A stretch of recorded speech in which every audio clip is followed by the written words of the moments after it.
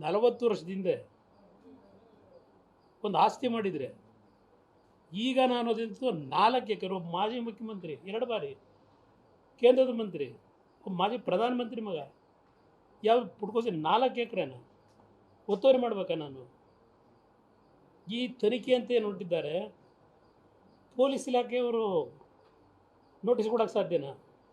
Police ಇಲಾಖೆಯಿಂದ notice 40 ವರ್ಷ 50 ವರ್ಷದಿಂದ ಯಾರು ಭೂ ಪಂಚರಾತಿ ಮಾಡಿ ತೆಗೆದುಕೊಂಡು ಭೂಮಿ ಮಂಜೂರಾತಿಲಿ ಅದನ್ನು ಹಿಂದಿಂದ ಯಾರ್ಯಾರಿಗೆ ಮಾರಾಟ ಮಾಡ್ಕೊಂಬಂದವ್ರೆ ಆ ಪ್ರೋಸೆಸ್ಗೆ ಅಡಿಷನಲ್ ಎಸ್ ಪಿನ ತನಿಖಾಧಿಕಾರಿಯಾಗಿ ಮಾಡಿರ್ತಕ್ಕಂಥದ್ದು ರೆವಿನ್ಯೂ ಮ್ಯಾಟ್ರನ್ನ ಇತಿಹಾಸದಲ್ಲಿ ಎಲ್ಲಾದರೂ ಇದೆಯಾ? ಇತಿಹಾಸದಲ್ಲಿ ನೀವು ಯಾವ ತನಿಖೆ ಬೇಕಾದ್ರೂ ಮಾಡಿ, ಯಾವುದಾದ್ರೂ ಈಗ ಟ್ರಂಪ್ ಭಾಳ ಸ್ಪೀಡ್ ಇದ್ದಾರೆ, ಅವ್ರಿಗೆ ರಿಕ್ವೆಸ್ಟ್ ಮಾಡಿ ಅಲ್ಲಿಂದ ಯಾರೋ ಒಂದು ತನಿಖಾ ಸಂಸ್ಥೆ ತಗೊಂಬಂದು ಮಾಡಿ. ತಯಾರಾಗಿದ್ದೇನೆ ಸಿದ್ದರಾಮಯ್ಯನವರೇ. ನಂದು ವೈಯಕ್ತಿಕವಾಗಿ ಬಿಟ್ಬಿಡಿ, ಕಾನೂನಿನ ವ್ಯಾಪ್ತಿನಲ್ಲಿ ನನ್ನ ಒಂದು ದುಡಿಮೆ, ಅದಕ್ಕೆ ನ್ಯಾಯ ಏನು ದೊರಕಬೇಕು, ಮುಂದೆ ಅದು ಜನಕ್ಕೆ ಅರ್ಥ ಆಗುತ್ತೆ.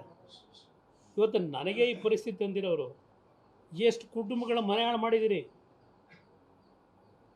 ನಾನು ಇವತ್ತು ದಾಖಲೆಗಳನ್ನು ಇಟ್ಟಿರ್ತಕ್ಕಂಥದ್ದು, ಈಗ ಅದನ್ನು ಪ್ರಚಾರಕ್ಕೆ ಬಳಕೆ ಮಾಡಲ್ಲ. ಈ ಸರ್ಕಾರದ ಮಂತ್ರಿಗಳಿಗೆ ಹೇಳ್ತೀನಿ, ಇದನ್ನು ನಾನು ಈಗ ಪ್ರಚಾರಕ್ಕೆ ಈ ದಾಖಲೆಗಳನ್ನ ಬಿಟ್ಟರೆ ಕಳೆದ 15 ವರ್ಷ ಯಾವುದಕ್ಕೆ ತಾರ್ಕಿಕ ಅಂತ್ಯ ತಗೊಂಡೋಗಾಯ್ತು?